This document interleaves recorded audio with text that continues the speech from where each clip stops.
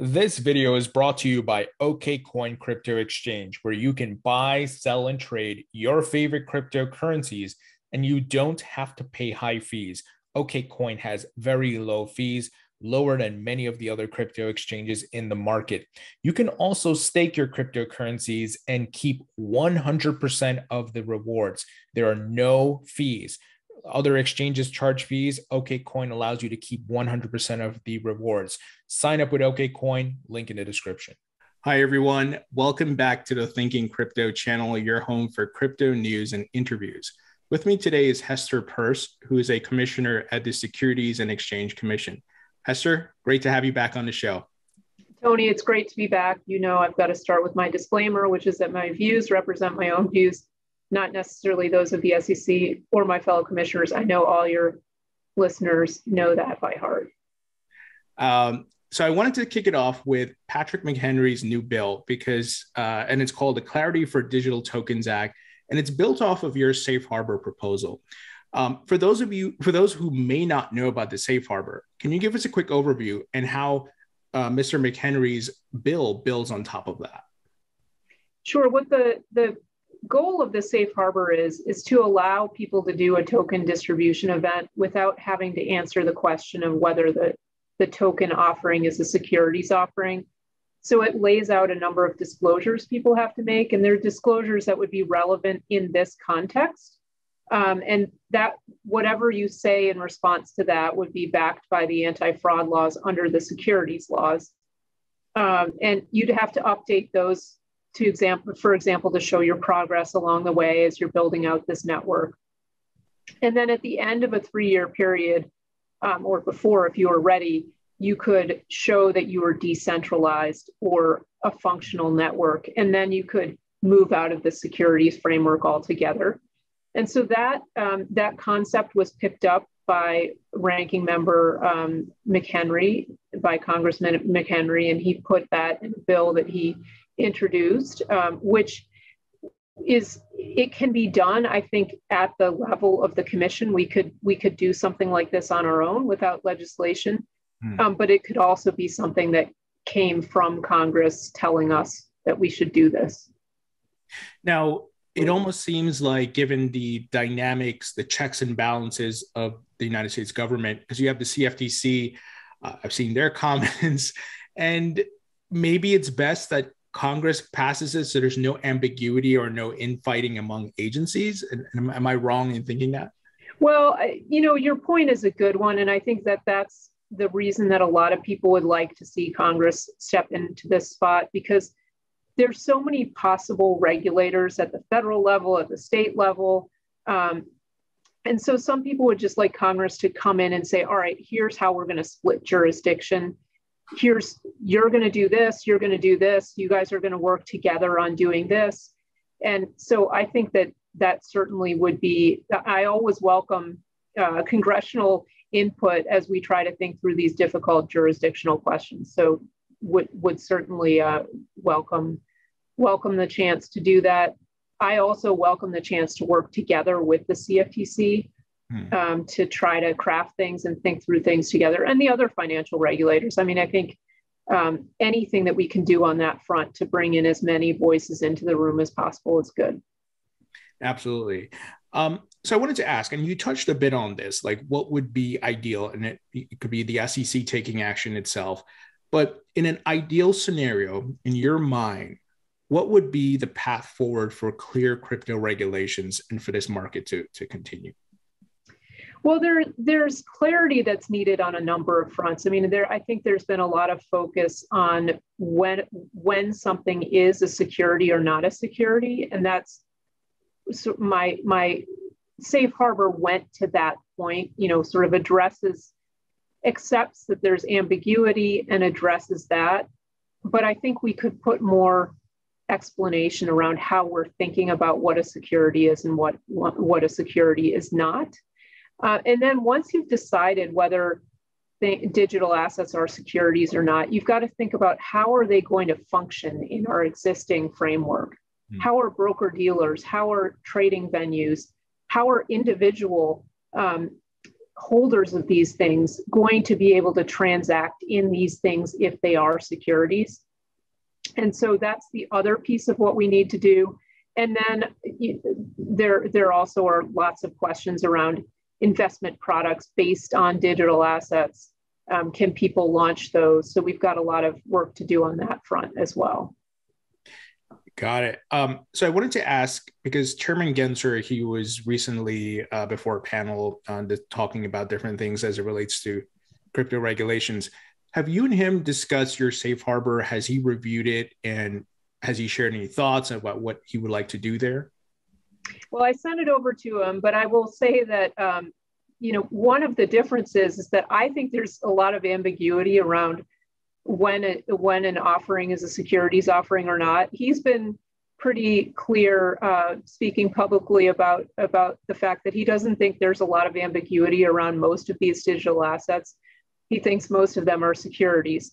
And so I think because I come to it from a perspective of there's ambiguity and we need to provide clarity so that people can do these offerings in the United States and feel comfortable about doing these offerings in the United States, I care a lot more about the safe harbor than people who think, oh no, it's just clear and we can have everything. People should know that everything is a securities offering.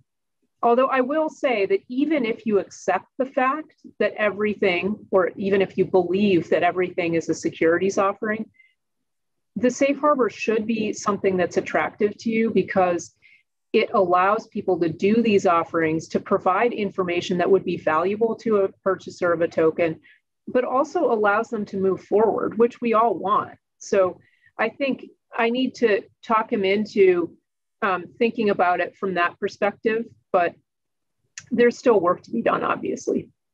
Yeah, because, just the nature of these crypto assets and the blockchain and the networks, to your point, like they could absolutely start off as securities, but over time, through the distribution and different decentralized nodes or whatever it may be, validators, whatever you want to call them, the network becomes decentralized, and the originator, so to speak, it doesn't have the power anymore. It's in the community. So, yeah, that's the whole goal: is to get it get to a state where there is nobody in control, and that this is really operated by people all over. Everyone has a say. Everyone in the community has a say in how it operates. Do you think there is a roadblock for a lot of people, and not specific to Chairman Gensler, but just in general, that the internet itself, creating a decentralization of media, commerce, now finance and money, that concept is still hard for people to grasp, and they're still thinking of it in a traditional financial way? Do you think that that's a part of it? And it's just very much so. Yeah, very much so. I mean, I think the concept of Internet 3.0, where you have value transfer, we as Americans don't appreciate as much how transformative that can be, because we do have a fairly, developed, we can pay for things with our credit cards and our debit cards. We can do things, and we have a lot of different technologies here in the US, but I think in other countries, people are quicker to appreciate how transformative this can be. So that's why we're going to see other countries leading the way, and then we'll be trying to catch up when we realize, oh no, this can be really useful to us too. So I do think that is a roadblock, and I hope we can get past that. Now I'm going to ask a question, and it might be a bit awkward because Chairman Gensler is your boss. He's not my boss. Oh, well, I apologize. How does that dynamic work? And I think maybe a lot of us people listening will probably need to be educated on that. Yeah, no, it can be very complicated from the outside because our agency is set up a little bit differently than some of the other agencies in government. So it is true that Gary Gensler is the chair of the SEC, which means that he sets the agenda, the staff reports to him. He does a lot of the operational work at the SEC, and certainly, he has more power over what the agency does than the rest of us. But there are 5 commissioners, and so the 5 of us are the ones who make every decision. That means that when it comes to a rule that we're proposing or adopting. We all vote on that rulemaking. And when it comes to an enforcement action, we all vote on that enforcement action. It doesn't mean that, again, as with a rule, you can have a situation where it's a 3-2 vote or a 4-1 vote. Same on the enforcement side. It's a majority rules kind of arrangement. So that's why I say he's not my boss. Yeah, and I think I had that misconception. A lot of people, just because we don't really know the layers. It's very inside baseball, inside DC. So there's no reason that people should know that. So I have to ask, going back to a topic we just spoke about, a lot of people in the crypto market, a lot of entrepreneurs, CEOs, Coinbase CEO talked about this. Investors believe there's not clarity. You also made that statement, but Chairman Gensler believes there is. Now, can you tell us about the split within the commission of, who is in agreement with you and who's in agreement with Chairman Gensler? Is that something you can shine a light on? Well, so as I said at the beginning, I can only speak for myself, but my colleague Elad Roisman and I put out a statement in response to an enforcement action that we brought. And we said, so this was an enforcement action against a platform, not against an individual token offering. And so that platform listed a number of, it wasn't a trading platform, but it was kind of a rating platform, and it listed a number of token offerings. And so what we said is, the commission said some of those token offerings were securities offerings. That's why we have authority over it. It was actually a foreign platform, but there were US people that were touched by it. So we said, okay, we have authority because it's US persons are involved, and because some of these were securities offerings. So what Commissioner Roisman and I said was, okay, well, there are a lot of people who want to know when a digital asset offering is a securities offering and when not. So why don't we tell people which ones we thought were securities offerings? It might give people a clue so that they could follow the breadcrumbs and figure out what else might be a securities offering. And so I think that was an important statement of the need for more clarity. Now, stablecoins, because I heard Chairman Gensler say stablecoins is securities, and I'm scratching my head like, how? Now, you and I, the last time we spoke, it's not the token or the orange or the apples or whatever, right, that are securities, but rather how they are presented or offered, right? So is that what he's alluding to? Because how can stablecoins, if I just switch $1 for USDC, how is that a security? Unless, once again, how it's being served up. Well, again, you have to look at each one of these on its own facts and circumstances. And there are quite a few stable coins, each one of which is a little bit different in how it operates, what is backed by, and how it's offered, and those kinds of things, how it's used. So that's the first point. You've got to look at that. Mm-hmm. Second point is stable coins have had substantial growth in a relatively quick period of time, right? And they're pretty central now to a lot of what goes on in the cryptoverse. So I think it's gotten a lot of attention from regulators, including the SEC. People are jockeying for position a little bit. The banking regulators are looking at how maybe their jurisdiction is implicated. Central banks are looking at them to say, wait a minute, do we prefer a CBDC, a central bank digital currency, to these stable coins? We're looking at it saying, wait, does Howey apply? Does Reeves, which is another test, apply? It's important to remember that in the securities world, there are lots of different ways of looking at what a security is. There's been a lot of focus on the Howey test because a lot of these token offerings have been analyzed through the Howey test as investment contracts. But there are many other types of things that are covered within the term security, and so they could fit in there. Some people have said you should look at it through an Investment Company Act lens, which means, is it some kind of a pooled fund? So there are a lot of different people weighing in with a lot of potential ideas about how stablecoins should be regulated. But I think what's important to bear in mind is that as we look at, is there a framework that should apply? We should think of a number of things. First of all, these are really useful to a lot of people. So whatever we do on the regulatory front should recognize the value. Second, there have been a lot of comparisons to private currency of the 19th century and trying to draw parallels there. And I would say people ought to go back and look at that history because it's a lot more nuanced of a history than some people would like to characterize it as. And second, I think there's some misunderstanding of what stablecoins actually do. Third, I think there's an important speech that Randy Quarles of the Fed gave where he said, hey, we should be looking at innovation in the private sector, and these stablecoins are an innovation in the private sector.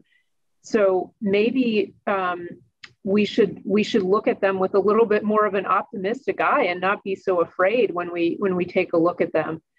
So there are a number of these kinds of issues that I think get lost in the discussion. We'll see what happens. The president's working group on financial markets is reportedly coming out with something soon on stablecoins. And so I think it'll be important for the community to respond to whatever that is and for us to have a discussion in light of whatever comes out of that.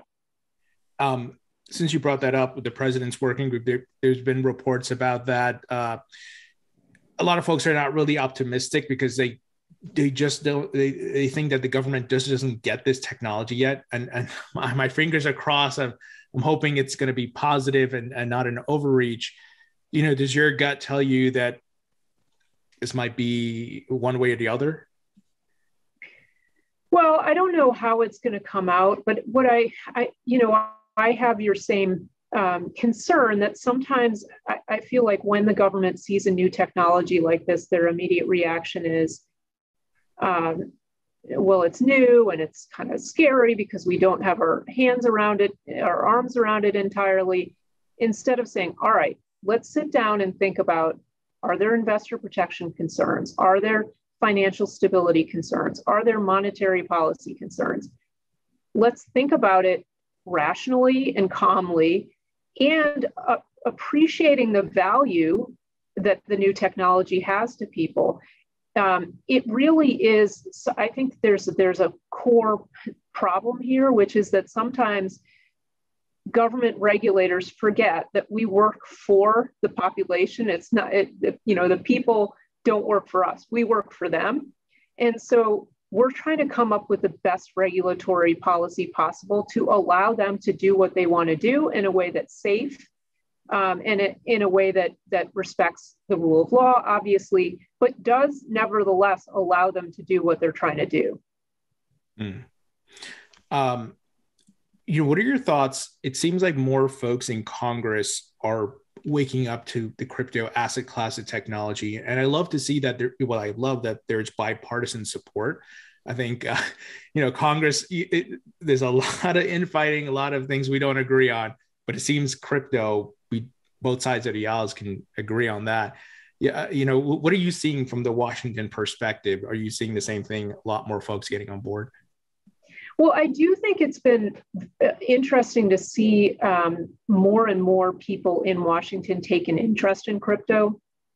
And sometimes that can seem a little bit overwhelming in the sense that a lot of people come to it with these really negative preconceptions. And so it will take a lot of education by people who are in the community to talk to people, but the doors are open at least so that people want to hear what people in the crypto world have to say. And I think it's a real opportunity for us, as you said, for us to take a bipartisan approach to building a sensible regulatory framework. There are reasons for people on both sides of the aisle to embrace this technology. And so I'm encouraged that it is an opportunity for people all over the country, frankly, to work together to build something sensible that will make the United States what it should be, which is the place where everyone wants to come to do innovation. Absolutely. I want to talk about Bitcoin and Ethereum. going back to Chairman Clayton when he was in office, and also William Hinman as well, there were statements made that Bitcoin and Ethereum are not securities. But recently, Chairman Gensler didn't seem to want to answer that question or reiterate those same statements. In your opinion, are those assets securities? And, you know, is there an official statement that's coming from the SEC on this overall, or, you know, reiterating what Chairman Clayton said and William Hinman as well? Well, I mean, this kind of ties back to what we were talking about earlier about how the commission is run by 5 people. And so frankly, my opinion on it, or Chair Gensler's opinion on whether something or not is a security is less important than what it is that the commission thinks in general, which is why I think it would be helpful if we as a commission came out with some clear guidelines so that people could think through whether a particular digital asset fell on one side of that line or on the other side of that line. So I think that's more productive than me weighing in with what my particular opinion of any particular digital asset is. And I think that's probably, you know, again, not speaking for him, but that probably is why Chair Gensler doesn't like to answer those kinds of questions either. They're, you know, it really does. It's not productive to have individual people making these kinds of assessments on a one-off basis. And I respect that. And I think that makes sense. It should come from the collective versus individual. So let's take it back a couple of years to 2018, where Bill Hinman gave that speech on Ethereum, saying it's not a security. You know, were you and other folks, other commissioners involved in reviewing his speech? And did you share the same sentiments? And once again, you don't have to give your specific opinion on Ethereum, but rather, were you part of the conversation? Well, so typically, no one else at the SEC runs their speeches by me. Now, you know, as I said, the staff works for the chair, for whoever the chair is. And so there may be conversations there around a particular speech. What I will say about that particular speech is I was happy to see someone at the SEC finally grappling with the idea that you might not want to have these things be deemed and treated as securities for their entire life, that you know, it was really a recognition that a network can be built out. And so regardless of whether I agree at the front end of whether someone made the right securities assessment, at some point, a network can be built out so that everyone can agree it shouldn't be regulated under our securities regulations. And that was why I was happy to see someone finally grappling with the fact that there are complexities when you try to apply securities law in this space. And so I thought that was a positive step forward to try to grapple with those issues. Yeah, that makes sense. It's obviously mirrors your safe harbor, right? And that could start in a certain way, but evolve over time. Now, there are reports about Jay Clayton and William Hinman potential conflicts of interest. And from the outside, there's videos and conversations and emails and all these things. You know, what are your thoughts on this? And do you have, I don't know how much you can share, but I just want to give you the floor to address this if you can. Sure. No, I appreciate that. And I worked with both of them. Bill Hinman was the director of corporation finance, and Jay Clayton obviously was chairman. And I know both of them, and they're both men of integrity. Conflicts are extremely important to manage, and anyone in one of our positions needs to manage those conflicts. But what I will say is that I didn't always agree with Bill Hinman and Jay Clayton on policy, and there were sometimes very strong disagreements, and some of those disagreements were around crypto.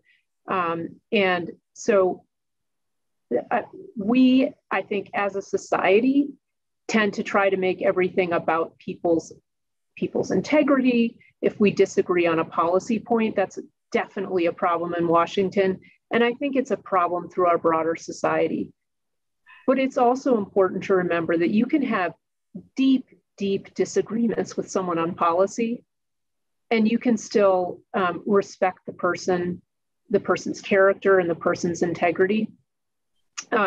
And so I really like to keep these conversations around policy, and I like to underscore the idea that we need to set up rules, and we need to set up our government in such a way that it doesn't matter who's sitting in my chair or the chair's chair, but that we're able to operate because we're a society of law and not a society of people and personalities.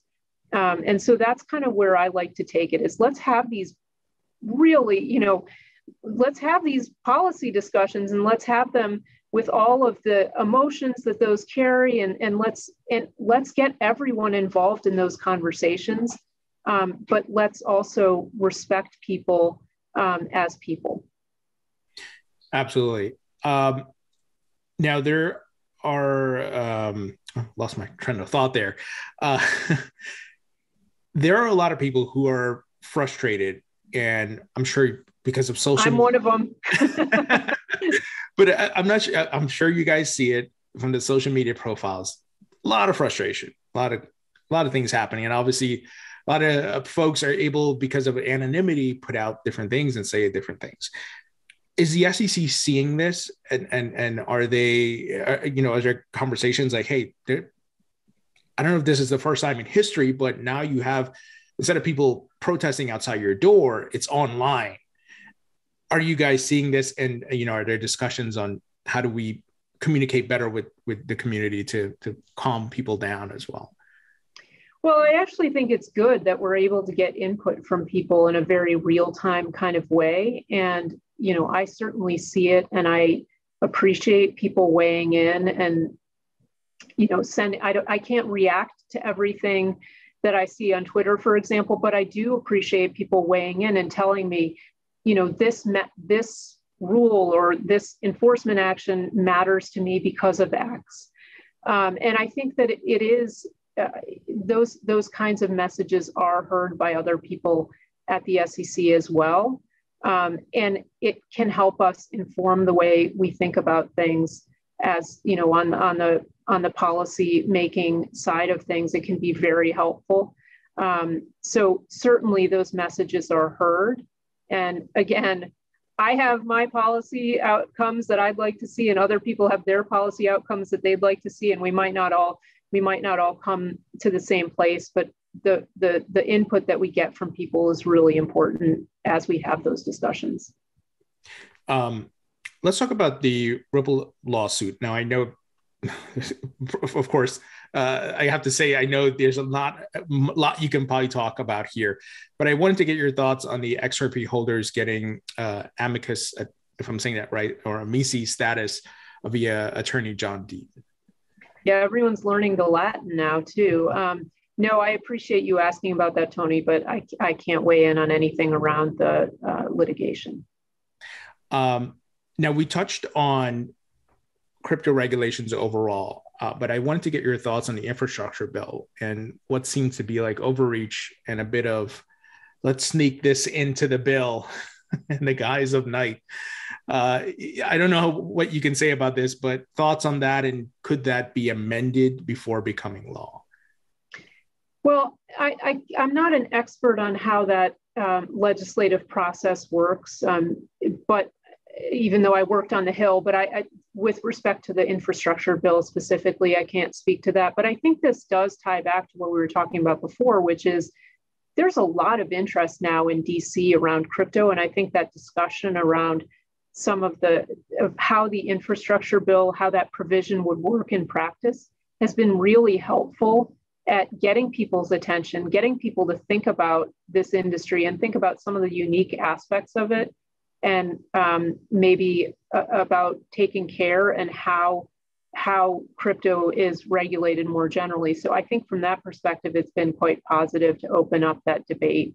But again, it just shows me as a regulator too that it's so important to get the definitions right when you write something, to think about the unintended consequences. And that's one of the hardest parts of my job. It's one of the things that definitely keeps me up at night is, you can have a good idea and you can try to put it in place, but if you put it in place in a way that works with unintended consequences, you can really do damage. And so that's something that it certainly worries me on lots of fronts, as it should. And that's why input from the public is so important, because people who are engaged in the industry or who are customers in the industry are thinking about things that I won't think about from my seat. And that's why we really have to do everything with public, transparent, open dialogue. We kind of touched on a bit on this, but I want to go a little bit deeper because it's happening. Among different asset classes. And for example, the GameStop AMC situation, short squeeze, and then you have crypto.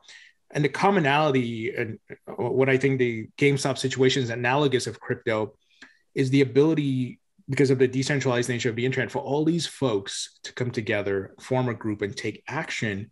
And that could be against the government, that could be against financial institutions. How are you guys at the SEC thinking about this? Because it's a completely different world.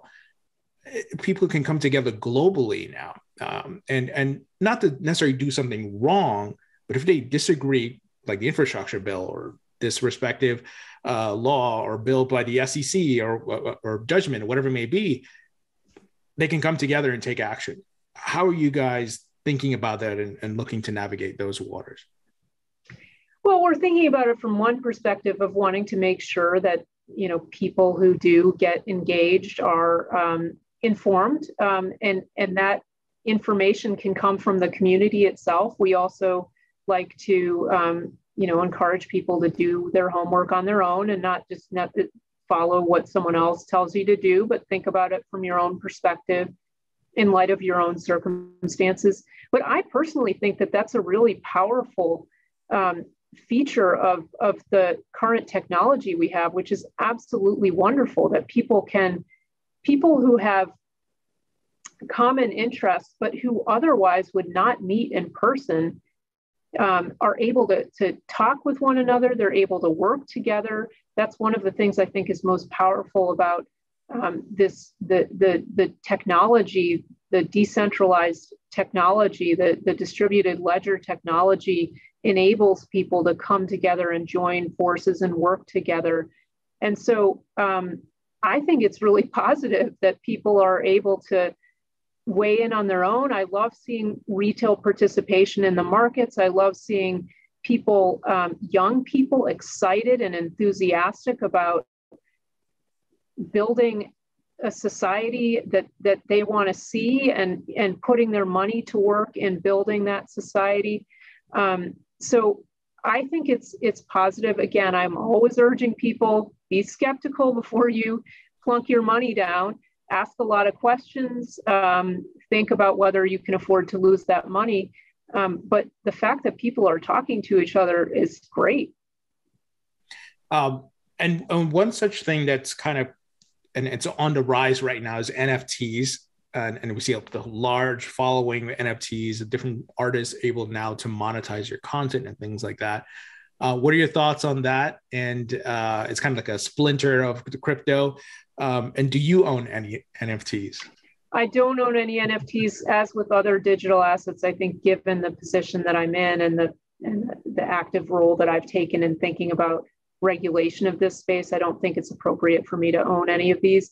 But I think that there's a lot of interesting potential for where NFTs could go. And I'm as a securities regulator, I'm particularly interested to see how will NFTs transform the traditional securities markets. Are we going to see securities essentially becoming NFTs? Well, of course, in order for that to happen, we got to write a regulatory framework that allows that to happen. But I think that's really interesting. And I'm just excited to see all the other potential uses for NFTs. Again, as with anything else, people need to be careful, need to think about what they're spending their money on and all that. That message applies to everything. But I do think it's an interesting way for people to be compensated for work that otherwise would have been really hard to compensate them for. Absolutely. My final question here for you is Bitcoin ETF. We're seeing ETFs getting approved in other countries. Is the SEC still deliberating, still looking at different aspects of potentially approving an ETF or multiple ETFs? I really wish this question weren't still being asked of me, but we are where we are. So I think Chair Gensler has stated that he's interested in seeing Bitcoin futures-based exchange-traded products. I personally would like us to think about, making as many options open to people as possible. Bitcoin futures products can be less investor, I think, friendly in the sense that they can be more expensive and maybe less efficient to manage. So I would like us to have the fuller, again, it's up to the market to decide that. People might love Bitcoin futures-based products, and that's great, or any other type of futures-based products. I mean, as futures get introduced on other types of crypto assets, I would imagine that there'll be similar interest in creating similar products. But I still think that we have to confront the fact that we've denied consistently spot-based products, despite an inconsistency with how we've treated similar products outside of the crypto space. So that's something that I still hope that we come to terms with and frankly catch up with what other countries are doing.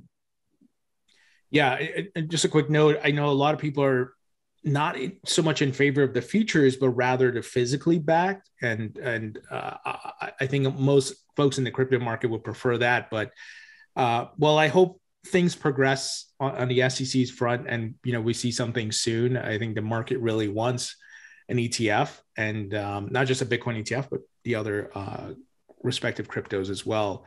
But Hester, always great chatting with you. Thank you so much. Well, Tony, it's been my pleasure. I always enjoy the chance to talk to you, and thanks for having me on.